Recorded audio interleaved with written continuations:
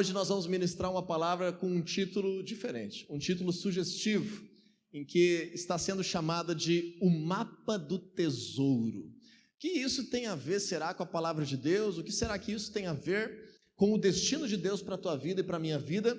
Será que a Bíblia fala de um tesouro que nós precisamos encontrar?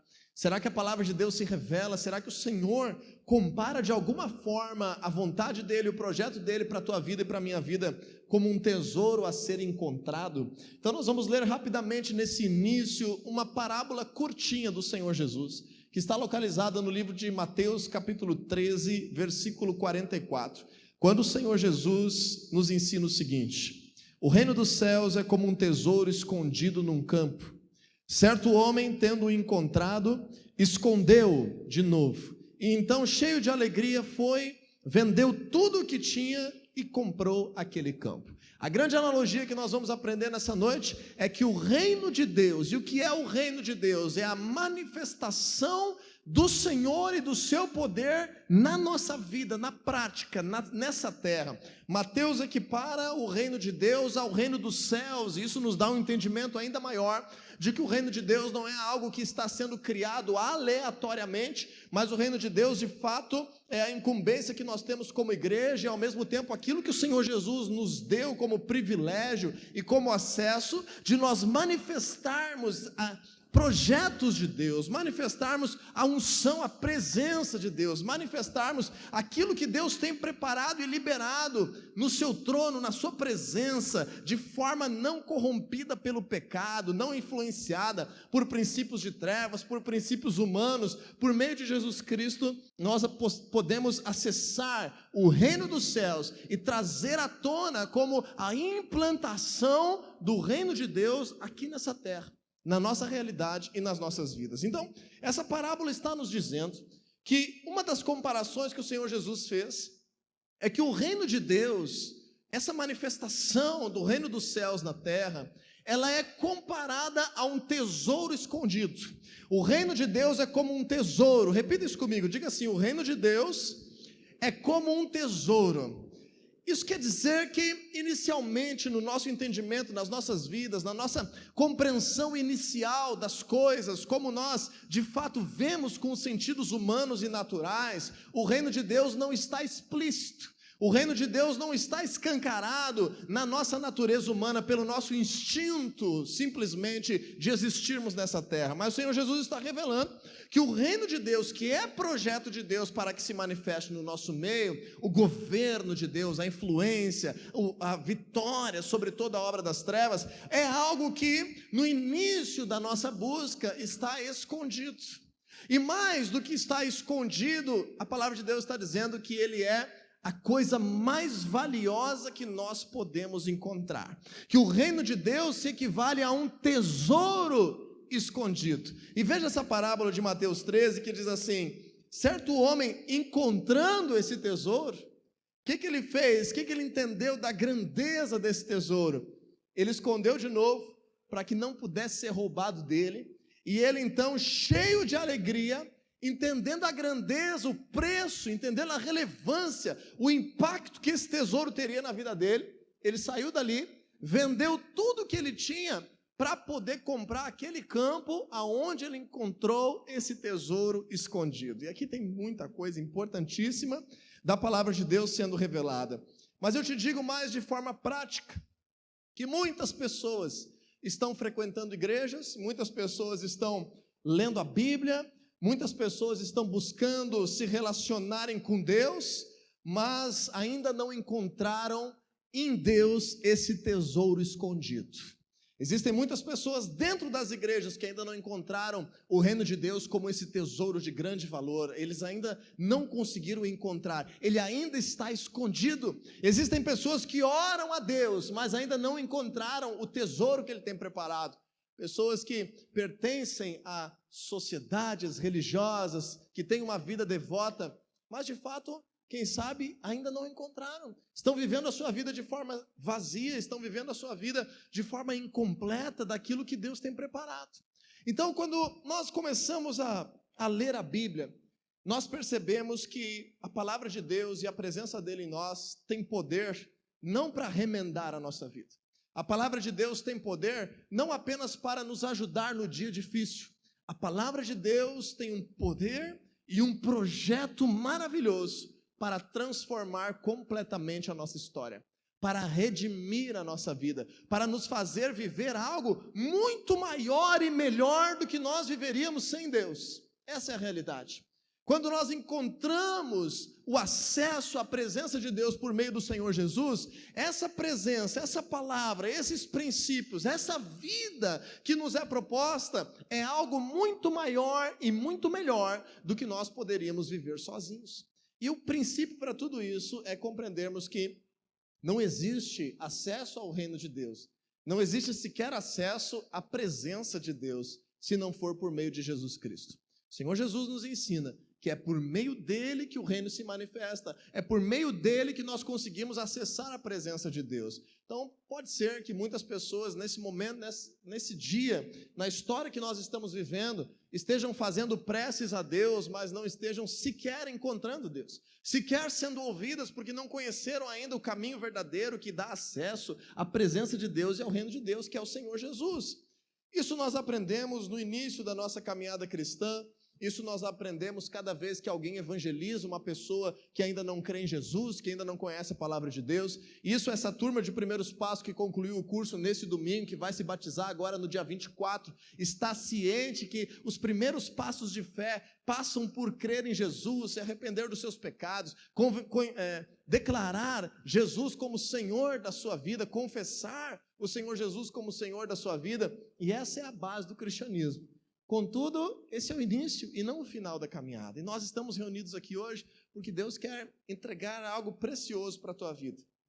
Quando nós percebemos que podemos estar vivendo uma vida ainda incompleta, quando nós percebemos que talvez olhamos para algumas pessoas e vemos, uau, essa pessoa está cheia de amor pelo Senhor Jesus, pelo reino de Deus, essa outra pessoa tem mudado a sua vida. Na minha vida eu não consigo ainda perceber isso, essa mudança que eu espero ainda não chegou, essa transformação ainda não está acontecendo, eu tenho buscado a Deus, mas parece que está faltando alguma coisa. Eu tenho certeza que é contigo que eu estou falando hoje. E é nesse sentido que o apóstolo Paulo escreveu uma carta para uma das igrejas que ele era apóstolo, para uma das igrejas que ele tinha responsabilidade, para a igreja de Colossenses, que se reunia na cidade de Colosso, em toda a região ali de Colosso, Hierápolis, Laodiceia. Paulo escreveu uma carta preocupado com esse quesito, preocupado com que as pessoas de fato estivessem entendendo a grandeza, o tesouro, o propósito, a transformação daquilo que Deus estava propondo a elas. E eu te convido a abrir esse texto no livro de Colossenses, capítulo 2, dos versículos 2 até o 4. E hoje eu quero te desafiar a ver esse texto como um mapa bíblico para o tesouro do reino de Deus ser de fato encontrado e praticado na tua realidade. Como um mapa, como segredos que o apóstolo Paulo está compartilhando aqui conosco. Então, em Colossenses 2, 2 em diante, diz assim a palavra de Deus: esforço-me para que eles, quando ele está falando eles, é as igrejas dessas cidades que ele está mandando a carta, sejam fortalecidos em seu coração, estejam unidos em amor e alcancem toda a riqueza do pleno entendimento, a fim de conhecerem plenamente, veja essa expressão aqui, o mistério de Deus, algo que está escondido, algo que precisa ser relevado. Ele está dizendo, existe uma igreja que se reúne, mas que ainda não conhece algo de Deus que está escondido. Existem igrejas que o evangelho foi pregado, tem famílias que eu estou escrevendo essa carta, que estão conhecendo a Deus por meio de Jesus, mas existe algo maior de Deus que ainda é um mistério, que ainda está escondido. Vamos seguir a leitura. E ele diz que esse mistério está em Cristo. Esse mistério de Deus, a saber, Cristo. Nele, em Jesus, como eu falei, ele é o princípio de tudo, estão escondidos todos os tesouros da sabedoria e do conhecimento. Quando nós começamos a perceber os caminhos desse mapa que nos levam a descobrir os mistérios de Deus, aquilo que está escondido e que em Jesus se revela como o maior tesouro das nossas vidas, nós começamos de fato a ter o entendimento correto do que Deus tem para nós e começamos, de fato, a ser pessoas que agem com sabedoria, que têm projetos que vêm de Deus, que são eficazes, que conseguem compreender as coisas espiritualmente, que conseguem construir algo relevante, que não são abalados pelas suas emoções, que não são pessoas frias, racionais, que não conseguem viver por fé, mas pessoas que encontraram aquilo que Deus quer revelar. Uau! E ele diz assim no versículo 4: eu digo isso para que ninguém os engane com argumentos que só parecem convincentes. Nós estamos vivendo em um tempo de muitas vozes ao nosso redor. Muitas vozes nos nossos ouvidos, nas telas dos nossos smartphones, diante de nós, nos computadores, nos televisores, nas conversas de bastidores. Existem muitas vozes. Diga aí para o teu irmão assim: cuidado com as muitas vozes. Porque às vezes tudo que nós ouvimos, nós damos a mesma importância, a mesma relevância para qualquer conversa, para qualquer pessoa que fale bonito, para qualquer um que tenha algumas dezenas ou centenas de milhares de seguidores, e dizemos, bem, se essa pessoa está tão bem cotada por aí no mundo, então quer dizer que essa voz é uma voz que eu preciso ouvir. O apóstolo Paulo está dizendo, se você não está de fato conhecendo Deus como deveria, você pode estar sendo enganado por argumentos que estão te afastando da presença de Deus, que estão te afastando do projeto de Deus. Cuidado com as vozes que você tem ouvido, mas para cuidar as vozes que nós ouvimos, o caminho não é sermos pessoas bituladas que não vamos querer ouvir mais voz nenhuma. O caminho é nós termos a clareza de qual voz vem de Deus, do que são os propósitos reais dele para as nossas vidas e da autoridade que essa voz terá sobre o nosso destino. E para isso existe um mapa bíblico, para isso existe um caminho claro, que o apóstolo Paulo está dizendo aqui, e eu tenho certeza que o Espírito Santo de Deus construiu isso no meu coração essa semana, quando eu preparava essa palavra, que é algo incrível, que o povo de Deus tem vivido de forma parcial. E quando vivemos esse mapa de forma parcial, se encontrarmos uma pista ou duas pistas apenas, o tesouro não será de fato revelado, o tesouro continuará escondido. E quando nós entendemos esse texto como um mapa de um tesouro, eu digo para ti que mesmo que seja por meio de Cristo, se nós não vivermos esses 3 atributos que o apóstolo Paulo está dizendo, na nossa vida cristã, nós não teremos encontrado o tesouro. Não estaremos vivendo plenitude de vida, não teremos clareza de propósito, talvez nem saberemos quem de fato Deus nos chamou para ser nessa terra. E podemos estar 30 anos frequentando uma igreja cristã. Que indícios são esses? Que caminhos são esses? Te convido a ler novamente o versículo 2 de Colossenses 2 e percebermos que o apóstolo Paulo está dando 3 caminhos que são necessários para que venhamos conhecer os mistérios de Deus. Primeira coisa que ele está dizendo é que a igreja seja fortalecida no seu coração. Que seja fortalecida no seu coração. Diga assim comigo, eu preciso ser fortalecido no meu coração. Segundo lugar, ele diz assim, estejam unidos em amor. Diga assim comigo agora, eu preciso estar unido em amor. E depois nós vamos entender o que isso significa. Em terceiro lugar, ele diz assim, e alcancem toda a riqueza do pleno entendimento. Então diga assim comigo, eu preciso alcançar a riqueza do entendimento. Quando nós temos esses 3 pilares na nossa vida com Deus, na nossa vida cristã, o que ele está dizendo ali? A fim de que, para que, como resultado, conheçam plenamente o mistério de Deus. Que Cristo desvende os seus tesouros, que seja uma vida de fato abundante. De verdade, comecem a compreender as coisas espirituais, comecem a viver para valer, mergulhe no seu chamado, naquilo que Deus preparou. Então, o que nós percebemos como uma tendência do mundo pós-moderno? Se eu tenho um mapa do tesouro e encontro só 2 pistas, eu encontrei o tesouro? E se eu encontrar só uma pista, eu encontrei o tesouro? Então, algumas pessoas estão aqui na igreja, estão nas células, estão buscando a Deus apenas para ser fortalecidas no seu coração, apenas para ter bem-estar, apenas para que os seus problemas sejam resolvidos. Meu Deus, eu encontrei uma paz maravilhosa, eu estou sendo abençoado, eu estou tendo algo bom na minha vida e na minha caminhada. Isso é suficiente para que o tesouro do Senhor seja revelado para a tua vida? Não, essa é só a primeira pista. Outras pessoas estão simplesmente vinculadas à igreja e encontram na igreja uma nova família, e isso é verdade.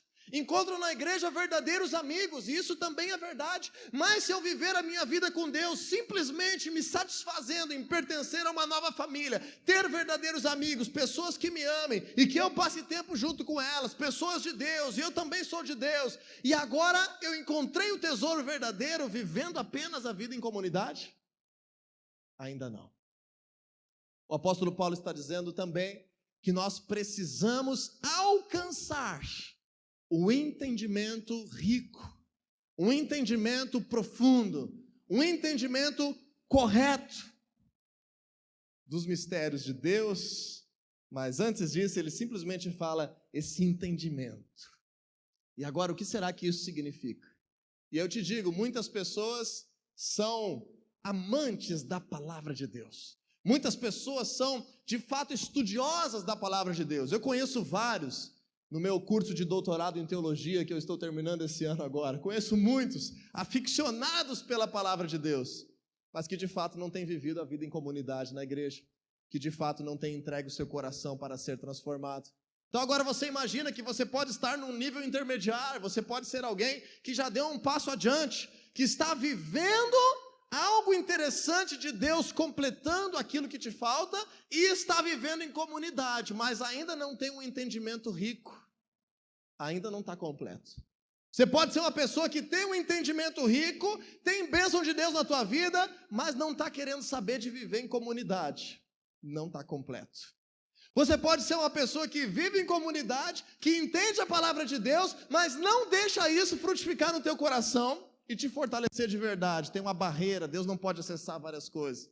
Não está completo. Quando nós entendemos isso como um mapa do tesouro, a vida cristã se torna completa. E é sobre esses 3 atributos que eu quero falar contigo hoje aqui. E o primeiro deles está no versículo 2. E eu vou chamar o primeiro caminho desse mapa do tesouro como coração.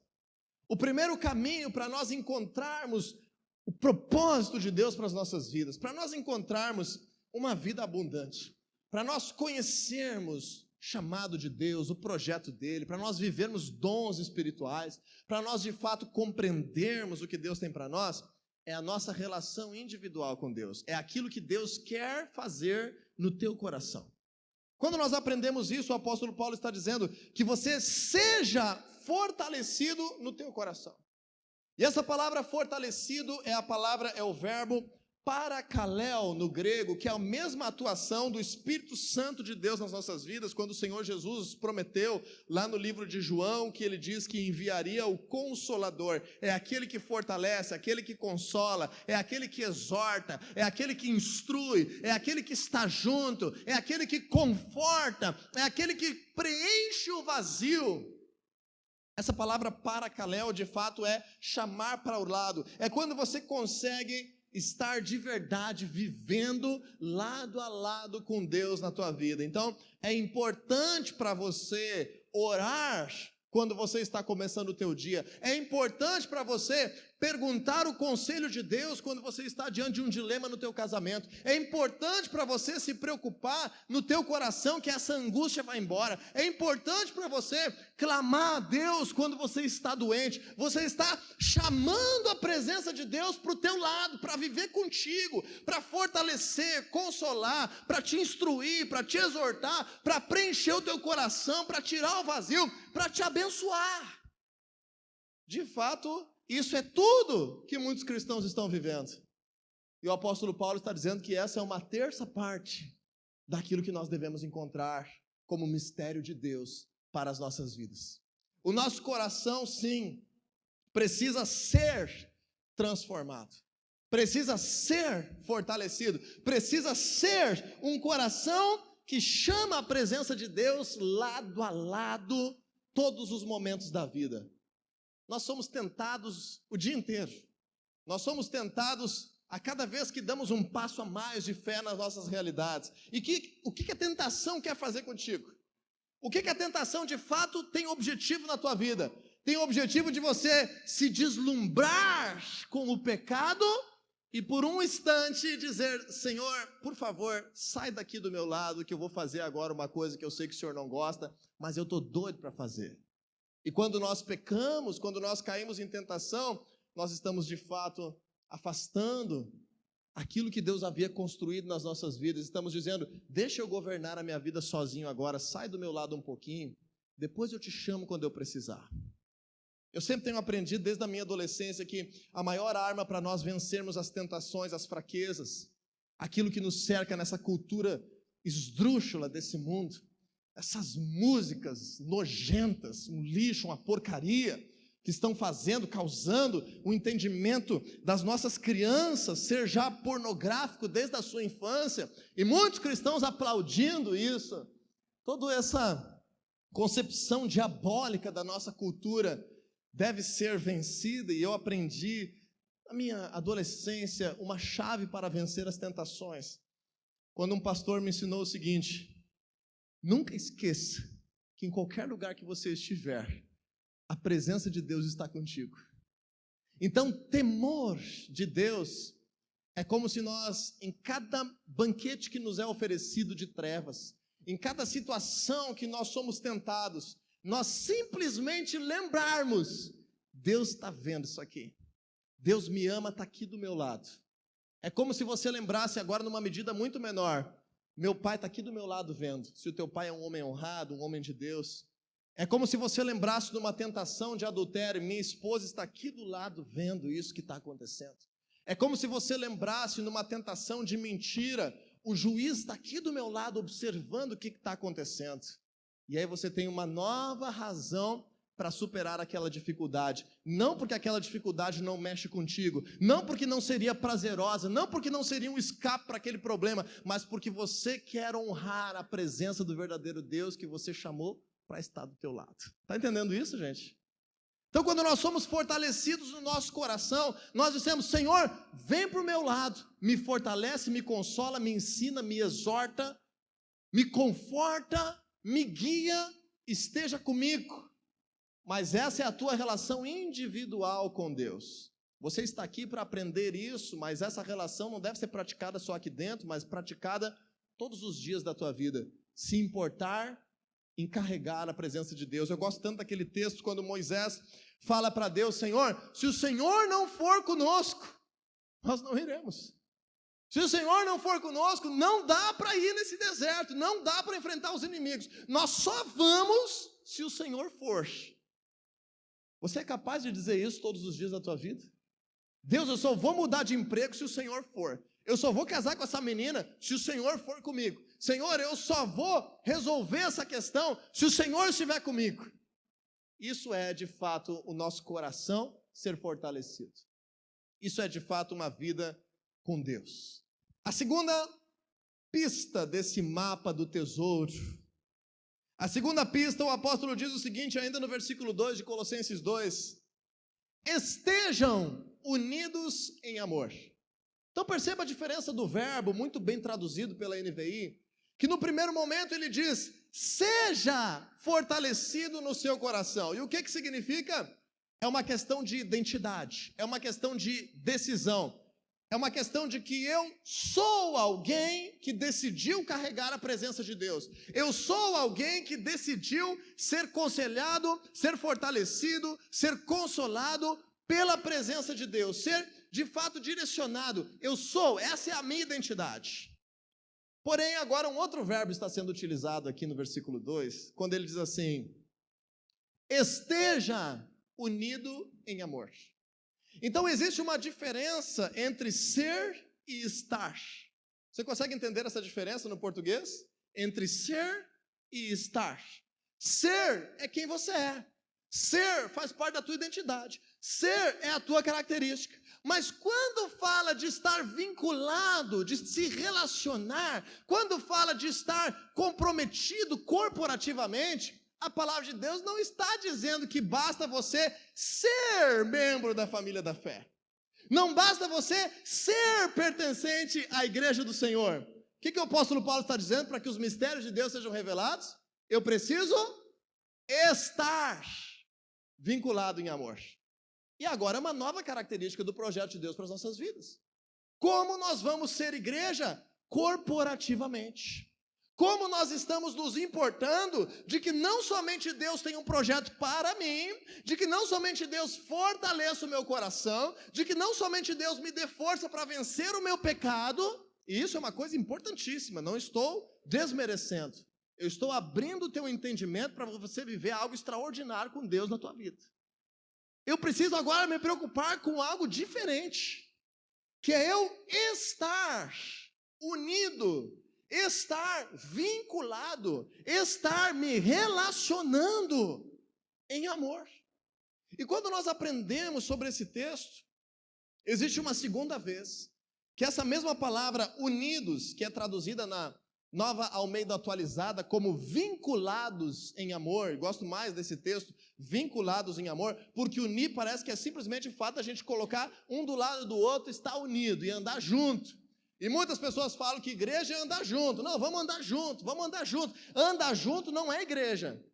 Andar junto é um desdobramento de ser igreja. Ser igreja não é andar junto apenas, ser igreja é estar vinculado. Diga assim comigo, eu preciso estar vinculado. E o que é esse vínculo, da onde que ele vem? Do amor de Deus. O vínculo do ágape. O vínculo do amor que Deus revela nas suas escrituras. Então quando o apóstolo Paulo fala vinculado em amor, nesse amor ágape, eu entendo que é a vinculação ao corpo de Cristo. É a vinculação que nos faz ser corpo, que nos faz ser comunidade, que nos faz ser coletivo. Uma segunda esfera agora da caminhada cristã, a esfera coletiva. A segunda vez que esse verbo grego que se chama sumbibazo aparece nessa mesma ênfase. Se você quiser abrir tua Bíblia, senão vai ser projetado no telão, está em Efésios capítulo 4, versículo 16, mas não desmarque Colossenses 2. Efésios 4, 16. Diz a palavra de Deus assim, está pertinho aí de Colossenses, Efésios. Volta alguns livros aí, você vai encontrar rapidinho. Dele todo o corpo ajustado e unido, sumbibazo, vinculado, entrelaçado. Uma vez, no ano de 2010, Deus me deu uma palavra que nós como igreja naquela época, eu não era o pastor da igreja, eu era pertencente à igreja, era um líder na igreja, nós precisávamos estar entrelaçados para romper limites. Diga assim comigo, quando eu estou vinculado, eu vou romper limites, porque aquilo que você conseguia fazer força sozinho com Deus ao teu lado, é uma força que você tem. Quando você está vinculado e uma galera está fazendo a mesma força no mesmo propósito, é muito mais fácil derrubar a parede, é muito mais fácil de remover as barreiras.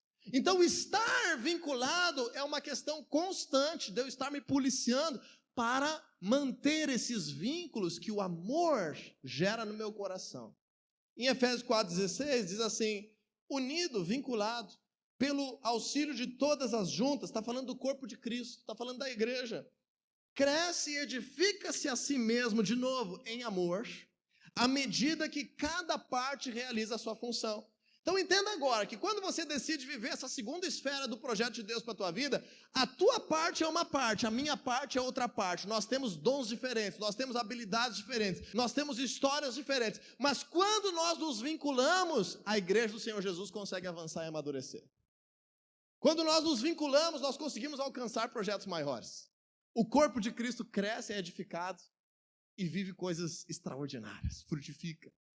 Então essa é uma segunda esfera importantíssima. E quando você vai estudar o que esse verbo grego sumbibazo significa, que é esse vínculo, essa união, esse pertencimento coletivo, parece às vezes uma opção. Eu vou na igreja porque eu estou acostumado, eu vou na igreja para ver o pessoal, eu vou na igreja lá para a gente estar junto. Parece que é uma opção. Eu vou pertencer, eu vou ter um discipulado, eu vou ser aconselhado por alguém mais maduro que eu, porque, bem, isso aí tá bem na moda, tá todo mundo falando de discipulado, então eu vou perguntar, né? Perguntar é bom. Nós temos que entender a grandeza de estarmos vinculados. Vinculados em discipulado, vinculados em comunidade, vinculados em nos movermos como igreja. Sumbibazo significa, de fato, duplicar a base. Sumbibazo significa como que entrelaçar a raiz. Agora no Conexão Vertical nós vamos falar muito de raiz. O tema é root, que é raiz em inglês. E entrelaçar a raiz, fortalecer a raiz para suportar novos ciclos.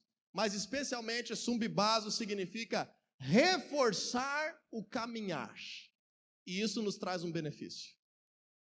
As pessoas às vezes veem, enxergam, vislumbram servir na igreja, pertencer à igreja, estar presente no corpo de Cristo. E quando eu falo igreja, eu não estou falando só do culto e da célula. Eu estou falando em termos vínculos no mercado de trabalho, termos vínculos familiares cristãos, temos vínculos de amizade, temos vínculos de gente que intercede por nós, de nós que intercedemos por pessoas, porque somos igreja e estamos vinculados. Quando eu falo isso, às vezes as pessoas veem essa vinculação como algo assim, agora estão querendo me usar, estão querendo, que nem diz aí no ditado popular, né? Me desgastar, tirar o couro, né? Estar de fato sugando aquilo que eu tenho a oferecer. Quando o apóstolo Paulo escolheu essa palavra, é tremendo o que Deus fez com ele. Quando ele escolheu essa palavra, as pessoas que liam em grego estavam entendendo assim: quando eu me vinculo à igreja, o meu caminhar é mais forte. A chance de eu cair é muito menor. A chance de eu vacilar é muito menor do que se eu vivo uma vida com Deus sozinho, indo de vez em quando em algum ajuntamento de pessoas que buscam a Deus.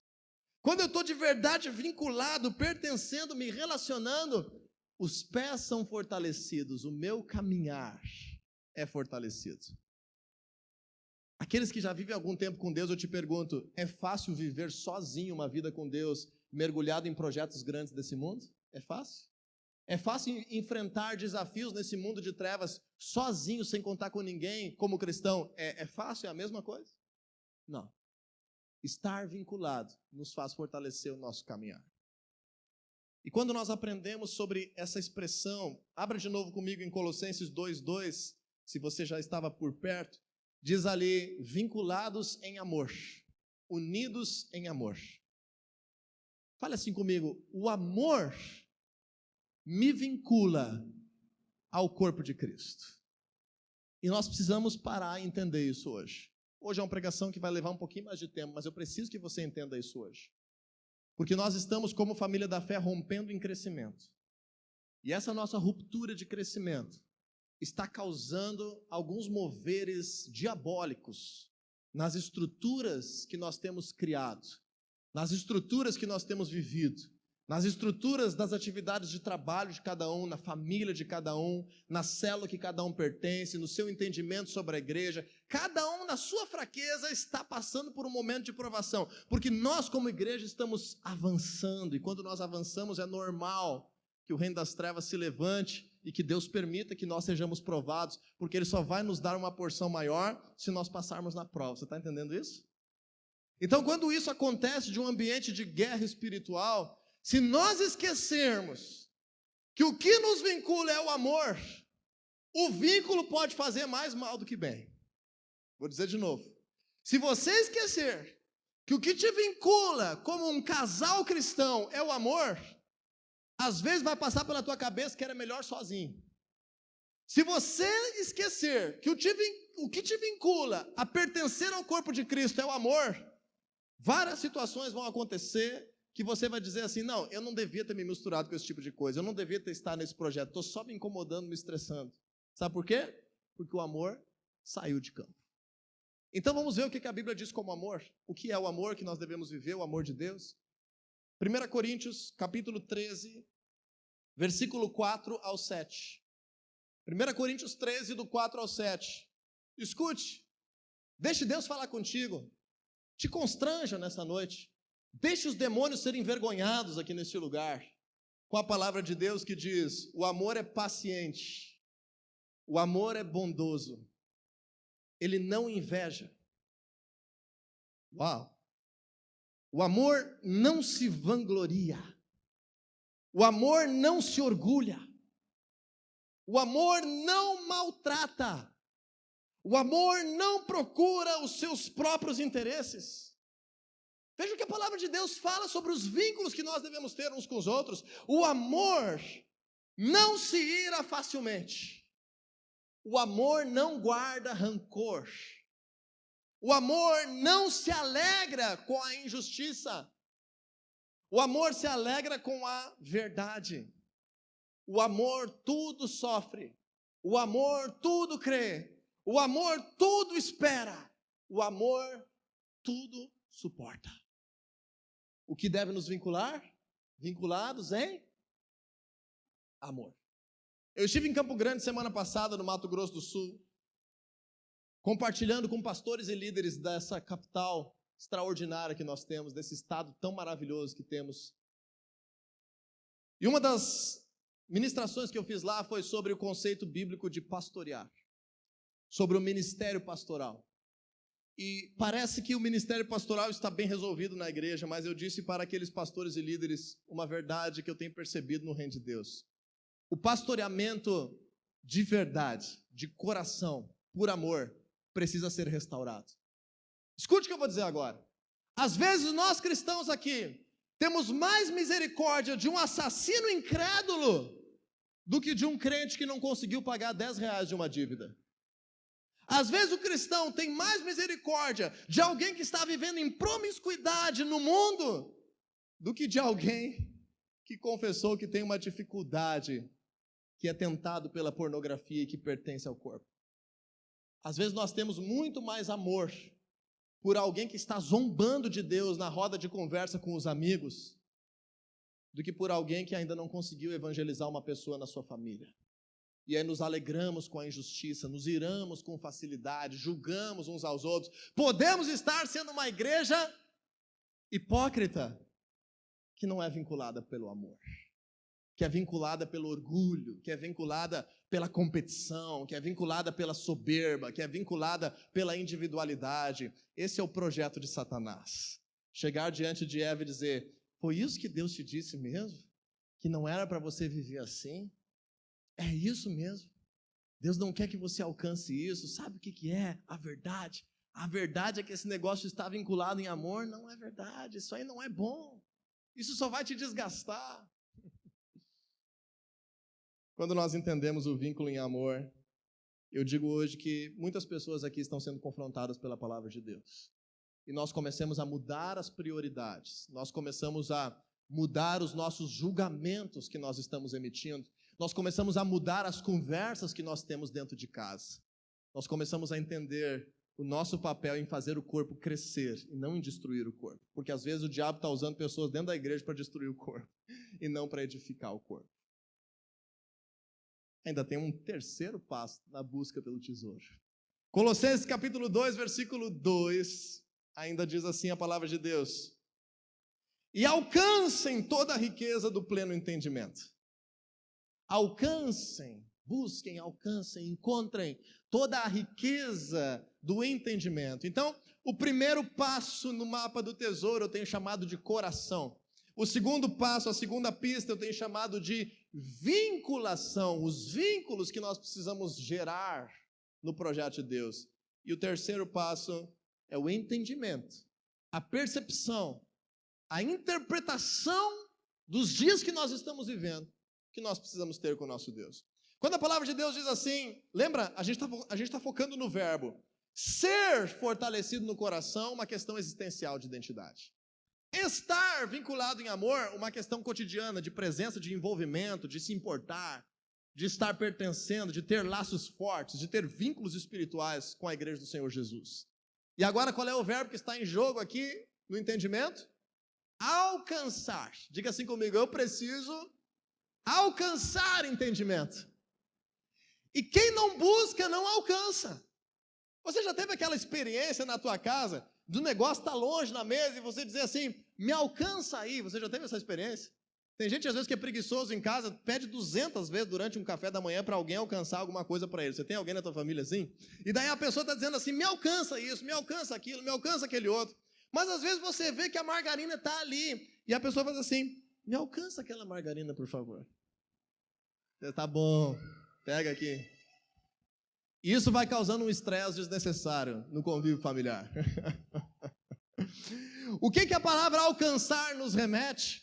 Nós temos prazer de alcançar alguma coisa para alguém, quando nós vemos pessoas assim, me alcança ali, e aí está pertinho, tu encosta ali, então a pessoa conseguiu alcançar.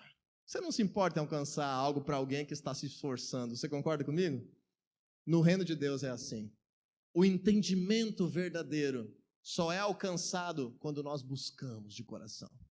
Quando nós nos esforçamos, quando nós nos esticamos, quando nós permitimos que o nosso coração esteja dedicado a compreender o que Deus tem para nós.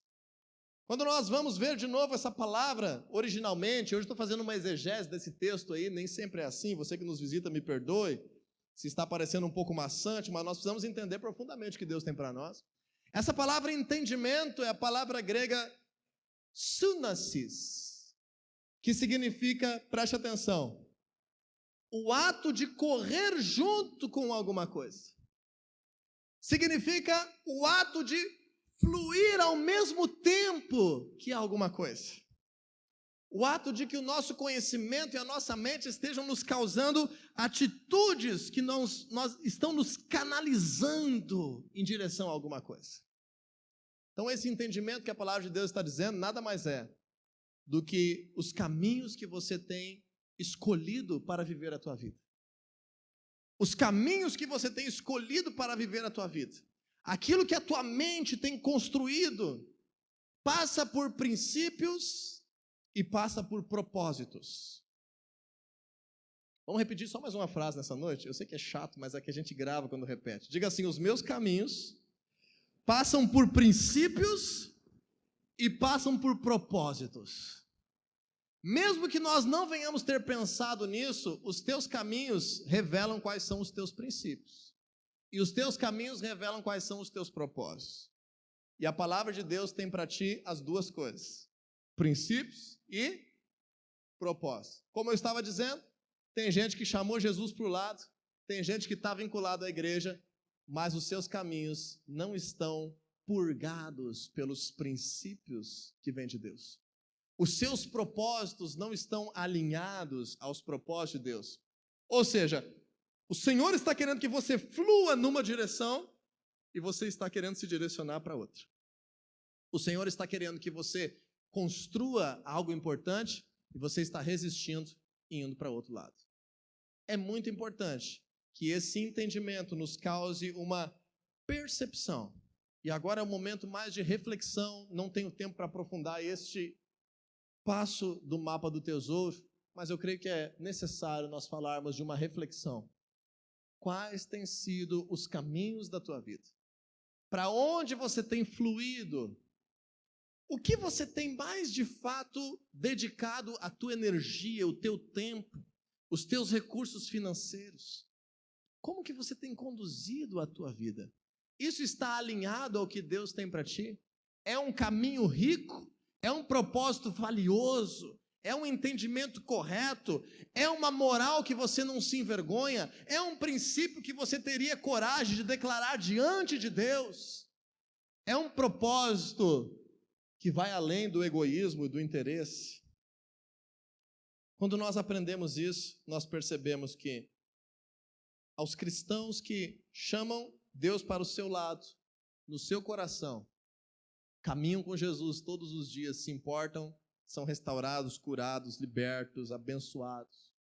Decidem se vincular ao corpo de Cristo, em intercessão, em discipulado, em aconselhamento, em evangelismo, em consolidação, em se mover junto com os propósitos, em estar presente. E agora é uma pessoa que se esforça em alcançar a clareza de um rico entendimento. Senhor, o que eu tenho feito com a minha vida? O que eu tenho feito com os anos que o Senhor tem me dado? Quais caminhos eu tenho escolhido? Vale a pena isso que eu estou tanto trabalhando, lutando, me esforçando, me cansando? Vale a pena esses propósitos que a minha vida tem vivido? Estou trabalhando tanto. O que o Senhor quer, Senhor, com esse trabalho que eu estou trabalhando tanto? É para eu investir dinheiro no teu reino? É para eu conhecer alguém que vai ser relevante, que o Senhor quer expressar o seu amor por meio do meu trabalho? Ou eu estou trabalhando tanto só para eu poder ter mais e não tem nada a ver com o propósito de Deus para a minha vida? Por que será que eu estou fazendo isso? Essa é a reflexão nessa noite. Um rico entendimento do que temos feito com a nossa vida, o que temos feito com os nossos anos, o que temos dado para o Senhor Jesus.